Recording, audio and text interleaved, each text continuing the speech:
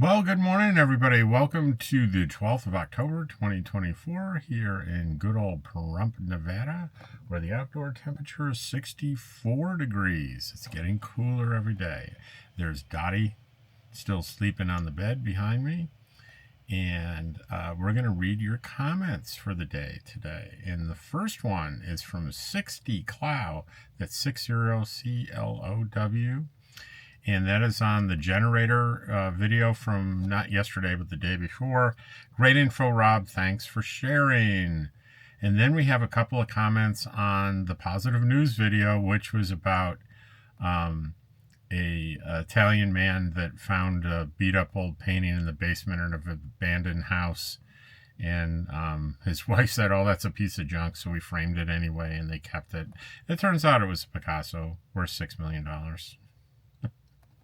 And Judy says to that, "Nice find."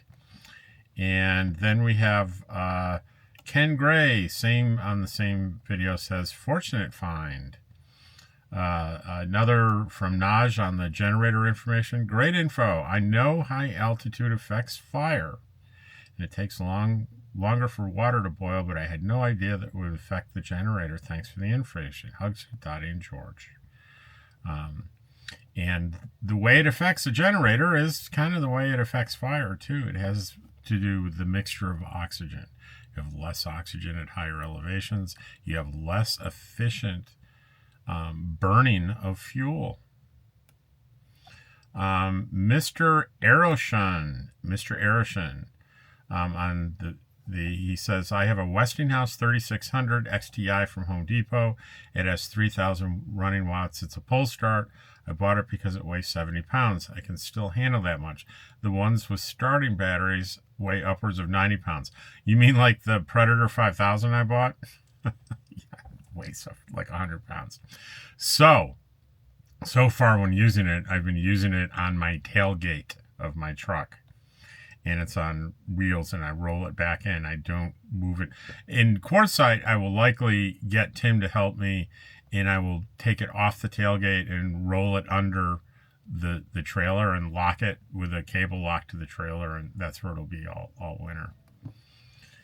Let's see. We have quartzsite events this year, things to do. That was my long form video yesterday.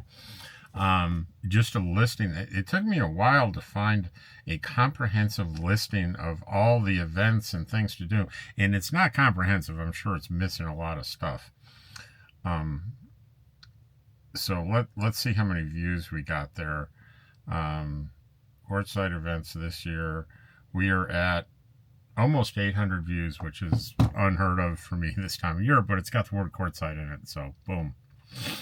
And Barb says, "I'm ready." Lisa Roth says, "I can't wait." So let's see. Ken Gray had a brother sort of trapped in a hotel with no power and no food in Florida yesterday. And he said, "Today, brother got out this morning, had breakfast today, so he's doing much better. Thanks for your concern." And both Lisa and I said, "That's great to hear." Lisa, on the comments video, "I picked up my stickers yesterday. Currently, though, I'm at Quail Run plugged in with AC. According to the weather app, Sunday will be our first day below 100. Oh. Quartzsite events this year, Ken Gray says, "All good info." Lisa Roth on the Picasso said, "Imagine that. I wonder whether the discovery prompted much searching of basements and attics." I bet it did, especially if you're in that neighborhood. And Lisa said to the quartzsite events, "I love all the things available to winter visitors as well as permanent quartzsite residents. Thanks for the list." Ken on the Picasso said, "Second upload. Fortunate people to find the picture." Yeah, he's saying he noticed that I uploaded it twice because I had to move the first one because I was using like background music, and it copyright hit me on that. So I deleted it and re-uploaded it without the background little tinkling piano music. Richard Cockerell on the quartzsite events. "Hello, we'll be there the second week in November, our second winter there. We'll be going to La Posa South looking for an area with like-minded people. We're in our 70s. Cheers." And then on the same video, Dan Hardesty says, hey, George is in the background today. Yeah, George, the kitty, was on the bed while I was doing that video. Naj says, wow, I never knew quartzsite had so many activities. That's awesome. I've heard of the RTR and the Gem Show, but that's all. I didn't know there were so many activities there. Just more to look forward to seeing someday. Thank you for sharing this with us. Say hi to Dottie and George. You know what I didn't mention in that video? That's just stuff in town. If you're out in one of the desert boondocking areas like the Poles of South, there's always stuff. People are creating events out there almost on a daily basis. So there's stuff to do. You don't even have to go into town to do stuff. I remember the announcement in the video of the parade that goes, the Christmas parade that goes through town. Last year they brought it all the way out to all the way out to the desert. It was kind of neat. Terry says, hi Rob, you are awesome. Such a great and informative video. Thank you for taking the time and effort to put this together. I'm hoping to get out to quartzsite for the January activities. It'll be my first visit, and I am excited. Me too. EPH 1-4. So EPH, you got to tell me what the screen name means. Because EPH 1-4 has commented many times.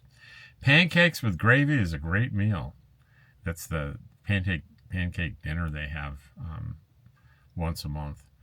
And the camel bead, this is for Marcel Olney, I think. You know, when it's all squished together, sometimes it's hard to tell. The Camel Bead Store has weekly craft classes ongoing all season. Did not know that. Don't know where the Camel Bead Store is, but I'm sure you can find it. And let's refresh. Make sure that's everything for the day. Okay, so we already have a comment on something I just uploaded. Hero Dog, War Hero Dog, and these are stories about dogs that were heroes in past wars. And I give you the article, but I give you one of the stories, which is pretty cool. And Ken Gray says, brave dogs. They made a movie about Sergeant Stubby. So that's going to be it today. That's a short one for the comments. Today's long form video is a really outside the normal a little bit for me, but it's just I had a warranty on a piece of electronics that I had to fight a little bit for, and I described the fight and what I did to fight it and how I overcame and got my piece of electronics replaced when they first said no. So that's how to fight for your consumer rights is the title of the video today. So I hope you guys enjoy that and the positive news story on the war dogs and this, my comment video. Take care, and I'll see you all tomorrow.